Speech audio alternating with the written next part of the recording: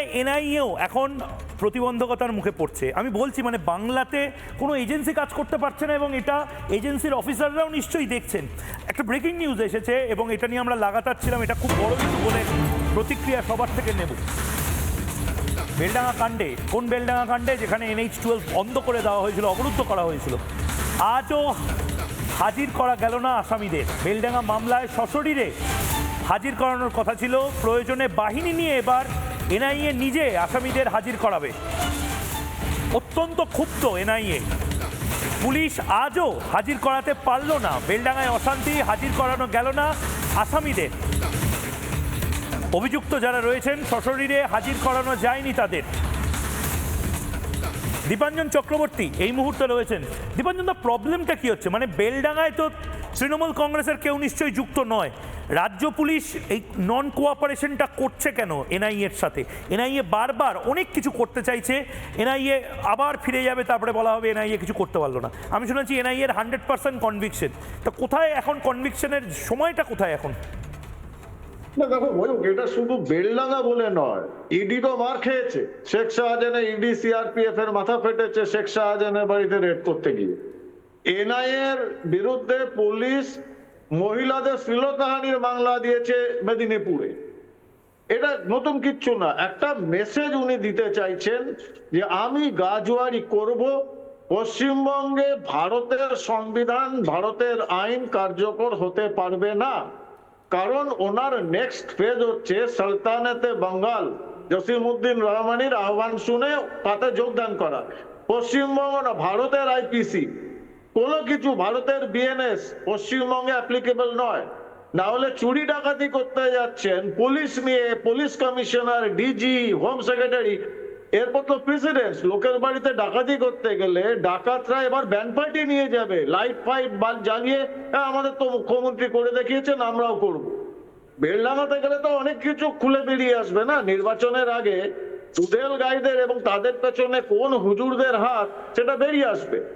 সেটা রক্ষা করার জন্যই তো এখনো ওনাকে মুখ্যমন্ত্রী রাখা হয়েছে। পূর্ব পাকিস্তানের প্রধান করবার ডাক দিচ্ছেন জসিমউদ্দিন রহমানি। এটা তো নতুন কিছু নয়, কিন্তু এনআইএ এটা কাউন্টার কি করে করে সেটার দিকে আমাদের নজর রয়েছে। বেশ বেশ, প্রিয়াঙ্কা টিবরেওয়াল 30 সেকেন্ডস। মানে বেলডাঙ্গার কি এমন আছে যে বেলডাঙ্গা নিয়ে এনআইএ আসলে তৃণমূলের প্রবলেম হচ্ছে? সুপ্রিম কোর্টেও চলে গেছে। আরে তৃণমূলের প্রবলেম হচ্ছে সেটা তো প্রধানমন্ত্রীর কি বলে, প্রধান যে ওনাদের আছে মুখ্যমন্ত্রী, তেনার প্রবলেম তো আমরা দেখে নিলাম। যেখানে ইডি বলছে যে ওই ফাইলে হয়তো কিছু কয়লা চুরির ব্যাপারে ছিল নথিপত্র, সেই জন্য নিয়ে চলে গেলেন। শুনুন ময়ূক, আমরা দেখেছি যে শীতলকুচিতে সিআরপিএফ এর উপরে অ্যাটাকের জন্য প্রোৎসাহন দিয়েছিলেন মমতা ব্যানার্জি। তিনি বলেছিলেন যে আসলে মহিলাদের বলছি তোমরা অ্যাটাক করে দিও। ইডিতে রাজীব কুমার কেসে যখন কি হলো, ইডিকে অ্যারেস্ট করে নিল পুলিশ, কে প্রোৎসাহন দিল? মমতা ব্যানার্জি। ইডিকে অ্যাটাক করা হলো সন্দেশখালীতে, কে প্রোৎসাহন দিল? মমতা ব্যানার্জি। বলেছিল শেখ শাহজাহান খুব ভালো ছেলে আছে। তারপরে এটাই নাই, কালকে যখন ইলেকশন কমিশন বললো যে আমরা এইআরও ডিআরও এদেরকে সাসপেন্ড করছি, মমতা ব্যানার্জি বলছে আমি আমার কাছে চাকরিতে রেখে নিব। তো এই মুখ্যমন্ত্রী কি ধরনের প্রোৎসাহন দেয় আমরা সবাই দেখেছি। বেশ বেশ, সুপ্রিয়দা 30 সেকেন্ড প্রতিক্রিয়া।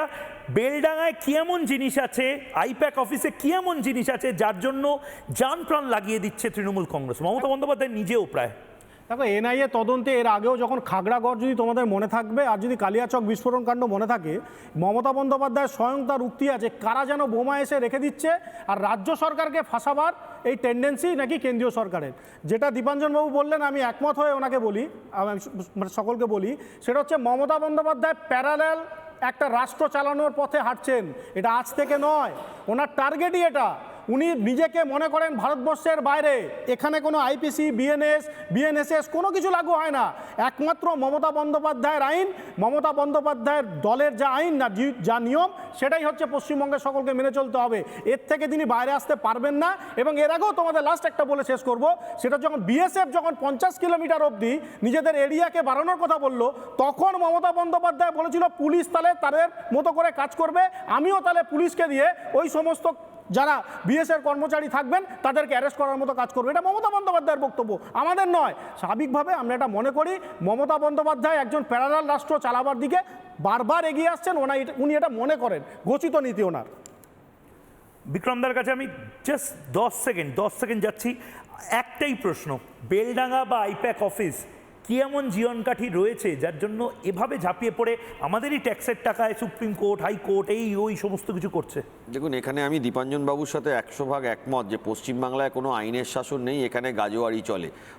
পরপর ইনসিডেন্টেই তাই হয়েছে। ওইখানে প্রশাসন বলুন, মুখ্যমন্ত্রী বলুন, এরা এই জন্য ঝাঁপিয়ে পড়ছে কারণ ইনক্রিমিনেটিং মেটেরিয়াল, মানে যেটা অপরাধমূলক মেটেরিয়াল, সেটা ওনাদের বিপক্ষে যেতে পারে, এটা আছে বলেই, নাহলে কেন একটা লোক যেতে যাবে?